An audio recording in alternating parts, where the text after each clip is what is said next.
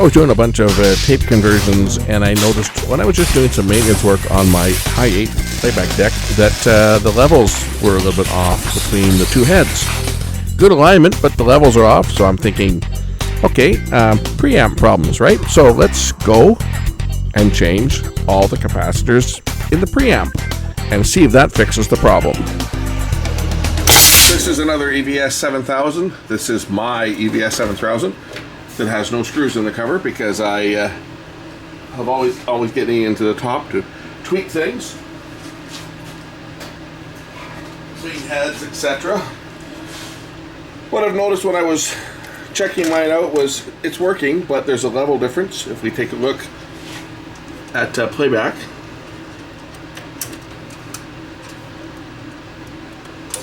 we'll notice that there's a level shift for playback. I'll show you. If we look on the scope, as you can see, the alignment is absolutely perfect, but there's a huge level difference between one head and the other. Now, this could be that the heads are wearing out, but very unlikely that that's what the case is. More than likely, what this is capacitors in the preamp are going bad. If there's any question about how much interference plasma TVs cause, I just turned it off.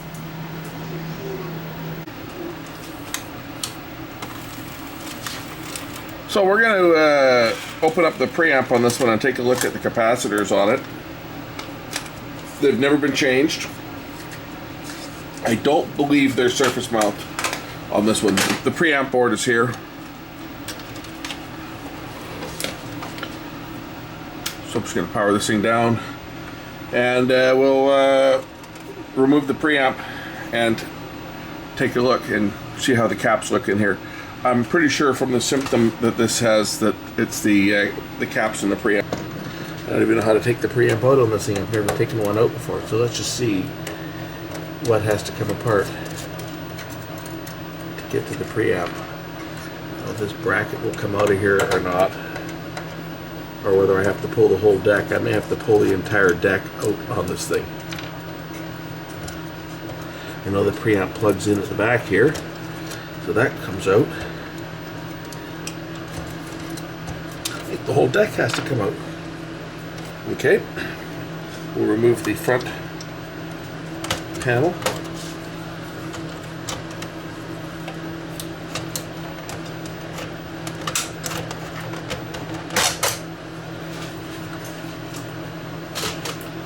And should be a couple screws to hold this chassis in place.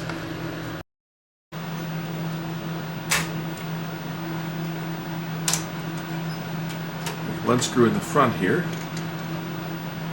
and that should lift the whole chassis out.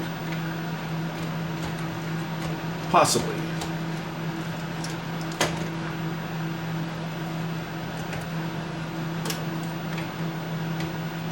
Put this back in place.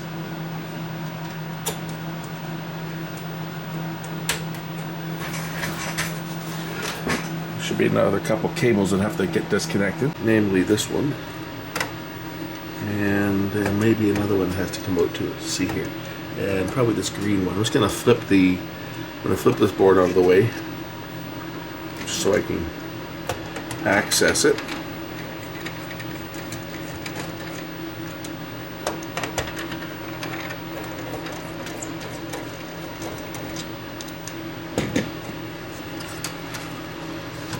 Okay, and I can unplug this connector and this plug.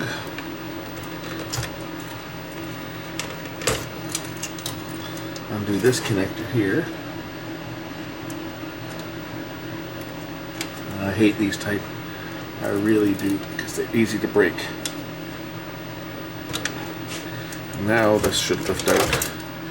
Just like that. There's the deck. So now I got to remove the preamp assembly so we can open it up and take a look inside. So first I'll remove this bottom clamp. The head plugs in down here. So we'll remove the plug for the head. I'm just going to remove this other cover if I can. Oh, I can just remove the whole preamp. It's just held in place by a couple of clips.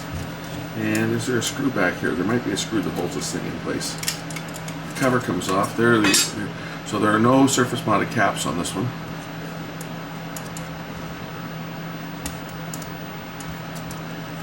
And if I lift this up,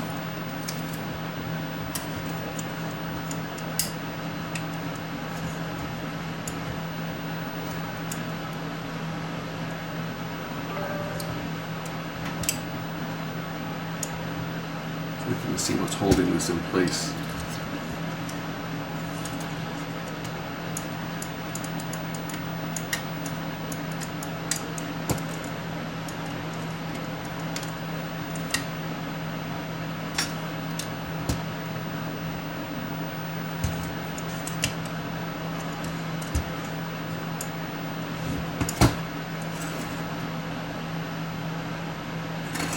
One screw down here.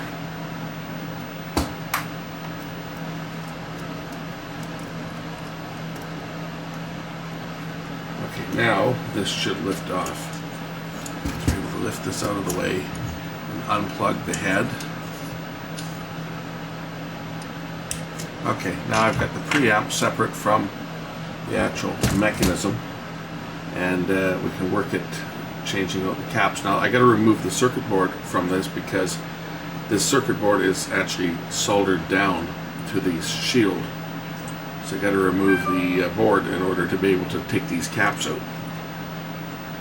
I really made this one here one that's designed not to really be serviced, but just from the look of the RF coming off of the head, either I've got a head that's worn, which is a possibility because this machine does have a fair number of hours on it. I have another mechanism. I have another head for one of these because I have an EVS5000 as well. The EVS5000 had the circuit board damaged here. I had to repair that. I was like that when I got it. It was the one I picked up cheap because it had been abused. It had been damaged. But let's check the preamp guard caps on this thing first before I condemn the head, because normally when the head's wear, you see it in the picture. This one, the picture is okay. It's just the RF level is low on one channel. So I'm just going to warm up the old soldering iron, and we'll remove the solder from these three ground points and remove the circuit board.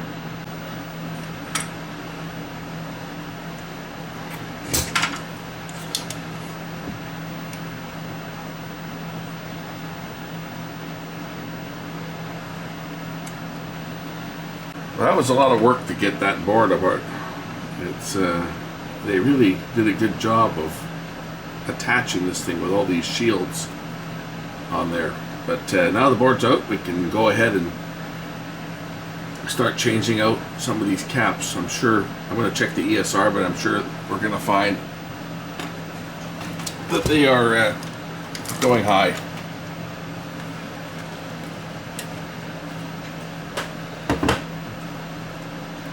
Which just goes to show that it's not always the surface mounted caps that go bad, but I'm sure we're going to find some bad caps in here. Let's just start out with this one here. And that one's at 1.2. Watch it not be the caps, watch it be the heads. 0.6, that one's looking okay. 0.2. 0.7, that was starting to creep up a bit. What value is that? That's a 10 at 16. Well, still well within spec.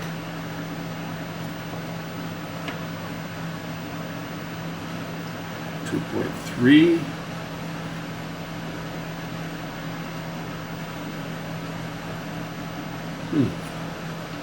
They actually don't even look that bad. Now, at this point in the game, I'm already thinking it's the video head that's bad. I probably should have tried changing it before going to all the trouble of taking the preamp out and getting into that shield, because that was a pain in the butt to get that thing open. It looked like it was quick, but it was actually probably about half an hour to get into that shield without damaging anything. So I'm already going down the road. We're going to change out the caps anyway.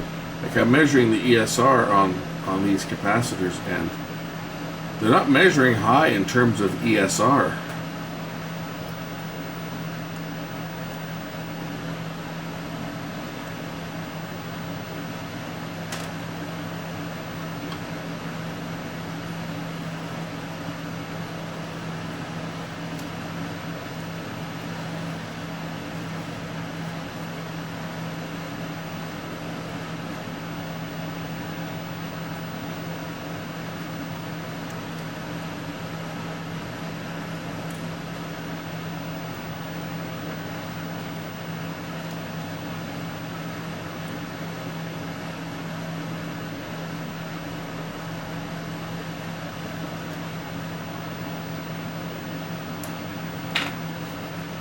ESR wise, they're looking good, but I'm going to change them anyway just because I've got it apart at this point. We'll swap these electrolytics out on this board just because I've already got it apart, so what the heck, and see if that makes any difference to my levels on that one head, because that one was certainly lower than the other, even though picture wise it's still playing. It is certainly a lot lower level. So I got a parts kit here, should have enough parts, and we'll just start changing these little caps out here and see what happens.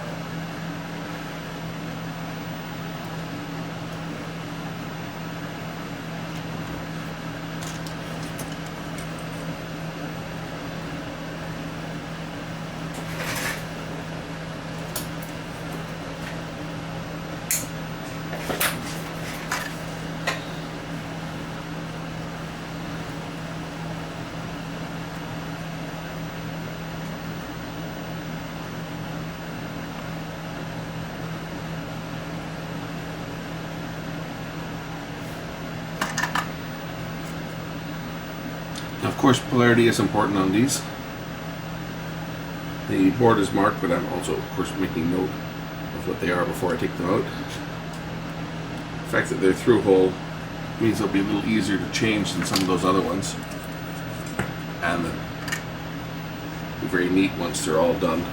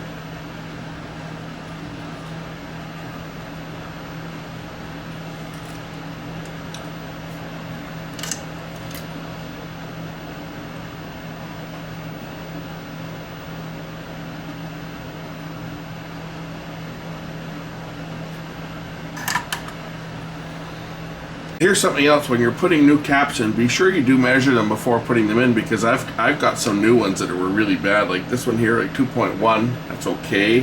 That's well within spec, right? 1.6, right? These are these are okay, but then at the same time, I always measure them before putting them in, because I'll grab ones out of the bin, and this one here is coming in at 5.7. But look at this one, brand new cap, right out of the package. Where is it at now? 79 ohms. So sometimes you get brand new ones right out of the package, and as you can see, obviously this one's no good. Just move the leads a bit. So it's always a good idea when you get new parts to actually test them before putting them in, because you can get bad ones like this one here. You see, just move the leads.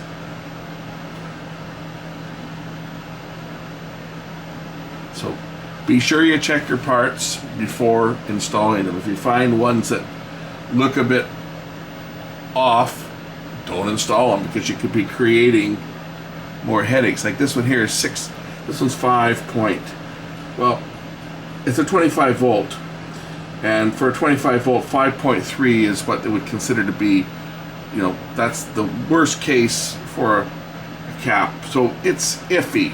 Should I use this one, or should I skip this one and put one in that's measuring down at 2? Well, obviously I'm going to put the one in that's got the lower ESR value.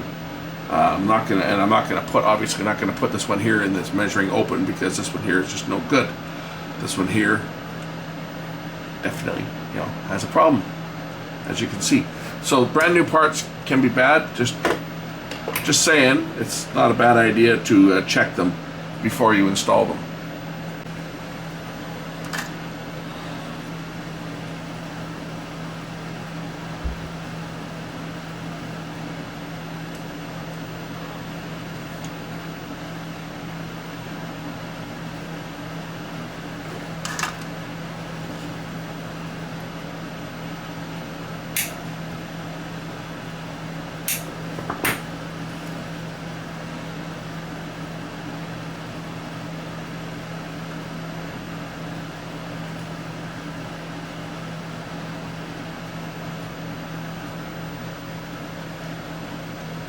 This one's I think that's a tantalum cap, that one, so probably won't change that one, because that's more than likely okay. What value is it? I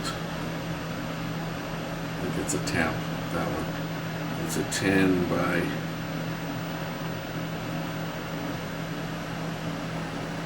10, I think. Anyway, I doubt that I got to change that one. That's a tantalum cap. They generally, well, they do fail. I shouldn't say they don't fail, because they certainly do, but they don't fail the same way that these electrolytic ones. They can just dry up, go bad.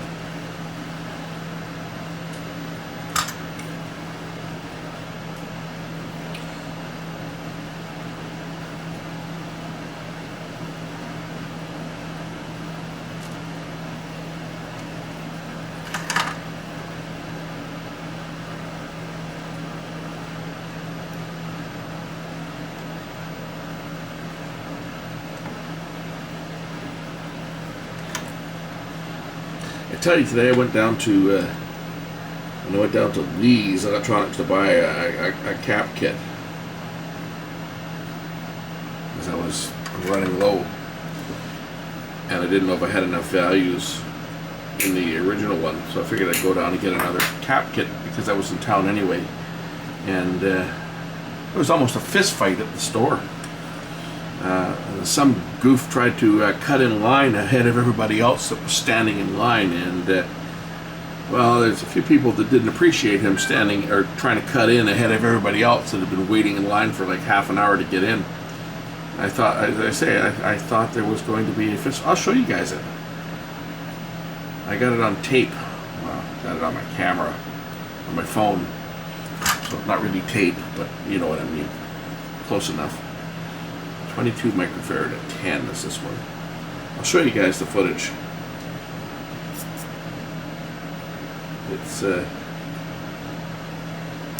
It's crazy. People are just going nuts out there these days with this whole only 3 people in the store at once. And we're all standing out there in the rain waiting our turn, and people get impatient, and then you see what happens. Well, we'll show you guys. Do it. Come on. Okay, hit me. Hit me. Fucking hit me. Now I'm ready to go. You fucking chicken shit. Hit me with it. Yeah, you bitch. No, you're being an ass. No, I'm just the guy. You know what? I'm the guy that says something. And the guy who fucking walked behind you can have the balls to say you're being an ass. Actually, let me rephrase. Look it up. Jack Wayne. That describes me perfectly. Look it up. No. Where's Jack Wayne?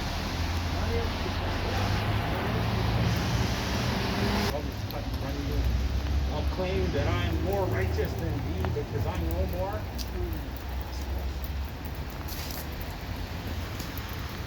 It would ever make you think that that was it. At what point would it be okay not to shut the fuck up? You see the people here, you know that maybe they made a mistake, but instead what do? Well, you know the same thing you do. Right? You knew perfectly well a couple people made a mistake, so what do? You try to take advantage of it? Well, that's a nice way to go about life. And of course, we'll check it for ESR, make sure it's not bad out of the box. Like, I've seen 1 or 2. Most of them have been good, but I've seen a couple that have been bad out of the box. Yeah, this is fine. A little bit taller, this one.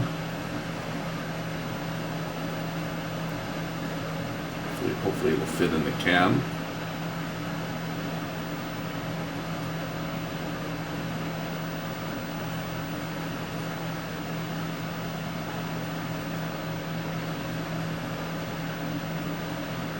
Gonna leave enough slack on this one just in case I have to bend it over.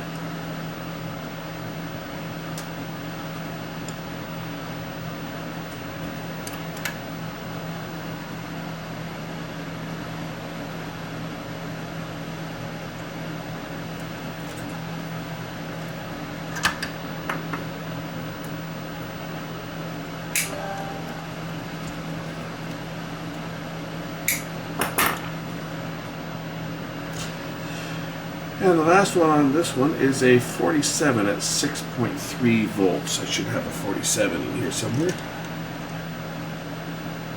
I have 47 at 25 volts. That's probably close enough.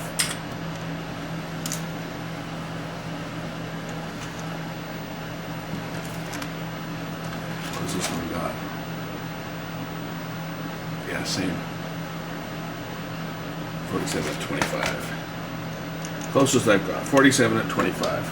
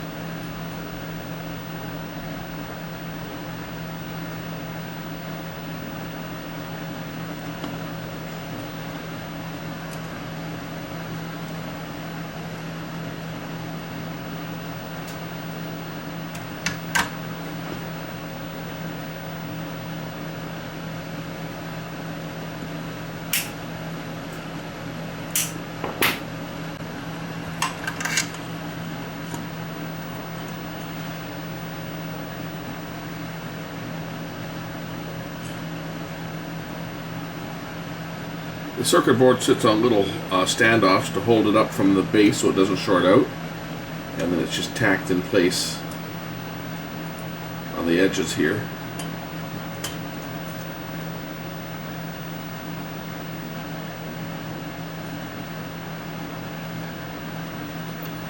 To provide an electrical ground and to hold the board in place.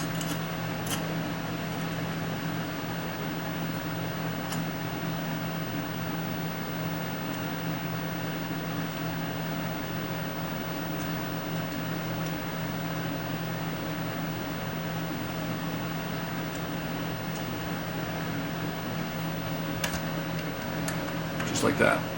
Okay, the can's back together. Now it's time to install it back onto the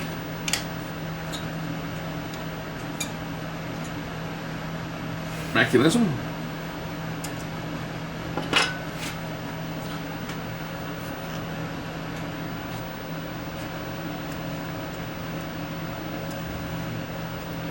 First plug in the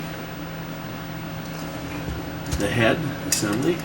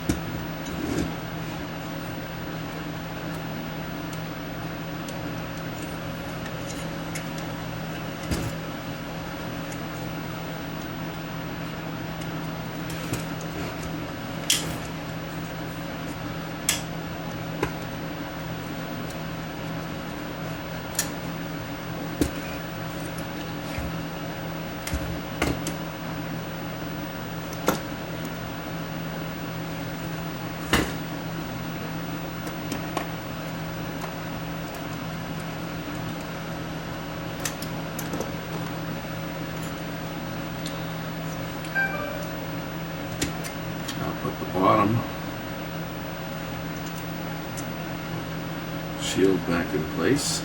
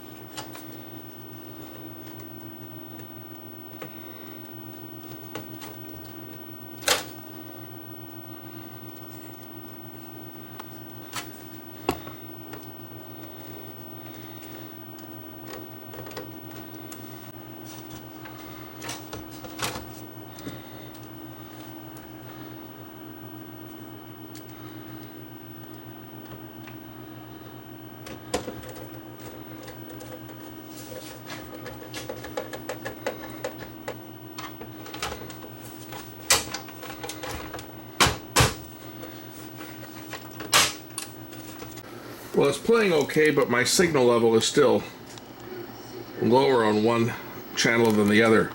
It could be that the head is starting to wear, which is unfortunate, but it's always a possibility because this machine does have a fair number of hours on it.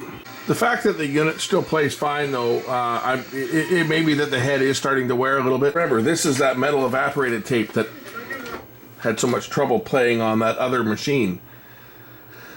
So metal evaporated tapes are, typically a little more problematic. If you remember when I played this tape on that EVO9800, it was just absolutely horrible. Let's try that Sony HMPX tape, and we'll see how that one plays. Yes, sir. She's coming right out, boss. So this one seems to have a lot of dropouts. A lot more than the other one. Okay, stand by, please. This is, of course, from that on the set of another stakeout when I was there with my little camera demonstrating a Steadicam Junior. Junior is right. I got about as much skill with this as I do with a player piano. Forget about it. Take this away from me. I hurt myself. They're testing it to see. I do have a replacement head that I could put into this thing, an upper drum, just to try it out. I've got one right here. Right, so this is out of a camcorder, and it might not be the same head, but it's probably close enough that it will work. Pretty sure it will work on this one. So let me just pop the head off of this drum. How we do that is we undo the screws, and we put the screws down into these other holes that are beside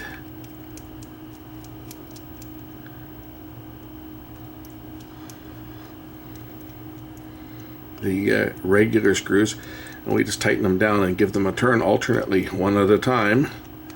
And what this does is this pops the old head off the lower drum. These are a plug-in head on these ones.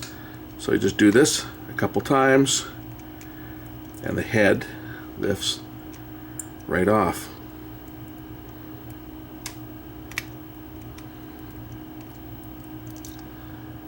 Just like that.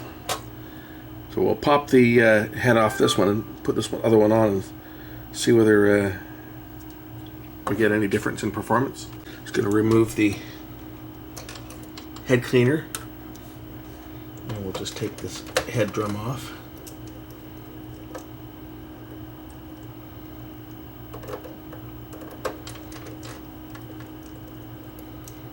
I always mark the head before I remove it.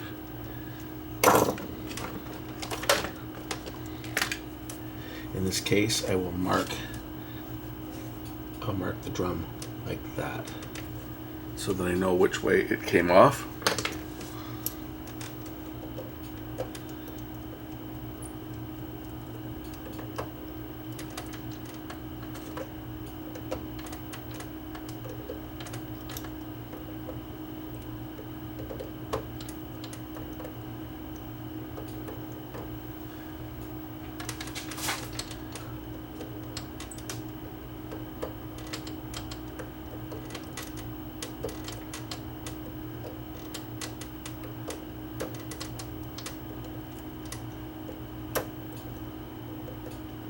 I think this drum that I'm going to put on it is okay.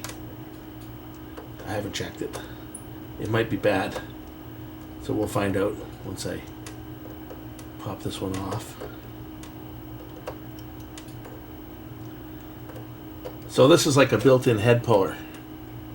Allows me to lift the drum off like that, and the weight on this goes like that.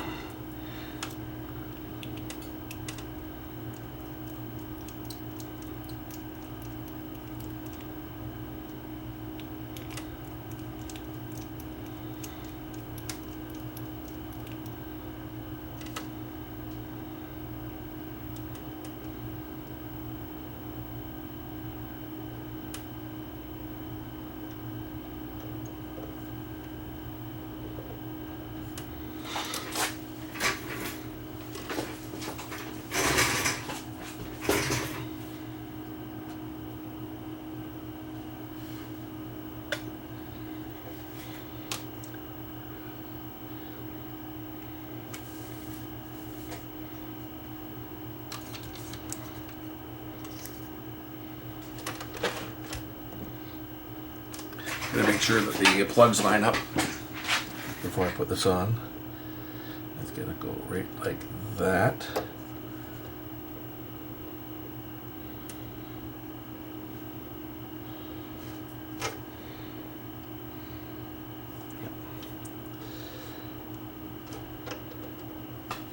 And it should just pop in place by pushing it down, just like that. And then the 2 screws to hold the head drum in place go on, and we'll see what the signal level looks like on this one, whether it's balanced or whether it's still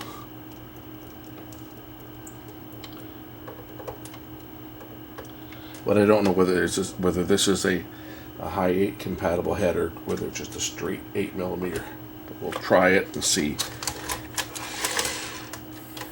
whether I get a picture.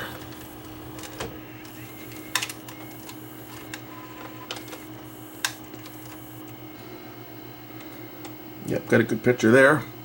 Let's take a look at our levels and see if the levels are more balanced. It might be that that head was starting to wear, and if that's the case, I will leave this head in. So, scope. Yes, much better. Check this out. The head was worn. That is what it's supposed to look like. So the head was worn on this. It wasn't the preamp. I was wrong. Okay, it looked like a bad preamp, but it was a bad head. So there's how you change the head on an 8mm EVS7000. This one's gonna obviously stay in here. I wonder how it'll perform with Hi8 tapes. This is a regular 8mm tape here. Let's try Hi8 taping it and see if it's okay. Yep, Hi8's playing perfect.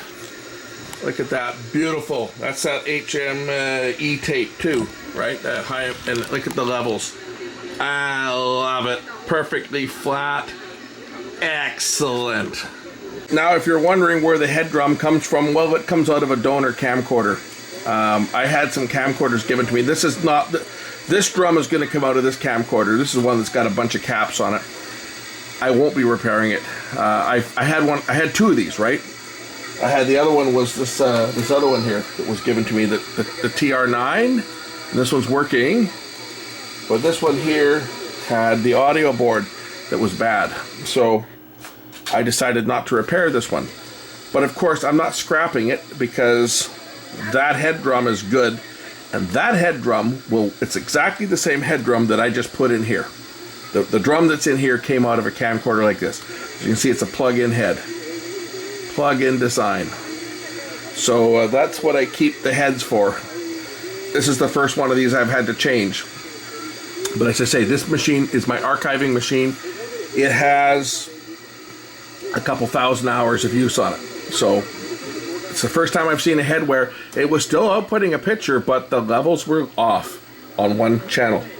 One side was low, as you saw. So bad head. Now this machine has got new caps in it. Should be good for a while. See, there's the old donor, the lower drum that it came off of there, right? But I just grab these out of camcorders. When I'm scrapping a camcorder, I keep the head drum out of it for that reason, so that I can transplant it. Actually, I did a transplant on a Digital 8. If you saw that video on my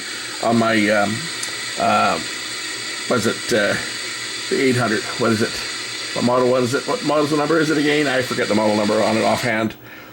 But the video Walkman. But I had to change the whole drum on that, which I stole out of a camcorder, because it was clogging up on its own. I'd play a tape, and after 10 minutes, it would just contaminate the heads. So I just did a swap, the whole drum, because on the Digital 8, the head drum doesn't come off, the upper drum doesn't come off, because it's so well balanced. But this is the lower drum off of an old camcorder. Here's the old drum off of this one. Obviously, one of the heads on here is wearing. Now it's got a new head. Now it looks like $1 million, and I'm happy. And you guys got to see a preamp recapped, which really didn't need it because it was the head drum. But I was so convinced that it was going to be the caps, just because I've had a few lately that I've had to do recap jobs on because the picture's been crappy on them. And this one here, picture wasn't bad, but when I looked at the levels were off. And I figured, okay, it's going to be the caps. When I got the preamp out and realized they weren't surface mounted caps, I kind of had, okay, maybe it's going to be the caps, maybe it's going to be the heads. But you know what? It's old. Let's do the caps on it anyway. Caps were fine, as we saw. They're all new now. And now it's got a new drum. And it's looking great. And make sure that it plays the PCM track. Where are we here? Yep, there's the PCM track. This one I've got it on mix, so I can mix the hi-fi. See, it's got a mix mode, so you can mix your hi-fi and your PCM track together. Anyway, there it is, EVS7000 head replacement preamp recap. Thanks for watching.